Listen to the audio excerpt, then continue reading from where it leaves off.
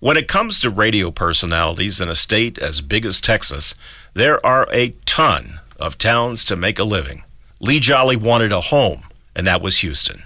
This is Dan Mason, President and CEO of CBS Radio, but back in the day, I managed 98 FM, KFMK, and Lee Jolly was my morning guy. Lee Jolly. Good morning. 98 FM. 701. KFMK, Houston. Lee's work began in Corpus Christi in 1970 at KEYS and KSIX. Homesick after just a year, KPRC needed some part-time help, and Lee obliged, and that led to a full-time job at KRBE in 1973.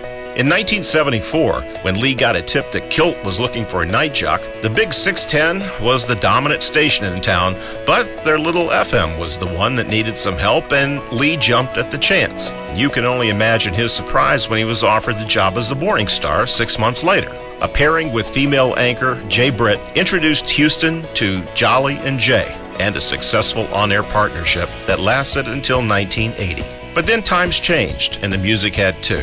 Urban Cowboy and the oil boom helped Kilt FM make up their mind to go country, and Lee did not see himself as the king of Redneck Riviera. Though he did give it a try under the name of Buck Naked, he was fired a few days into the new format.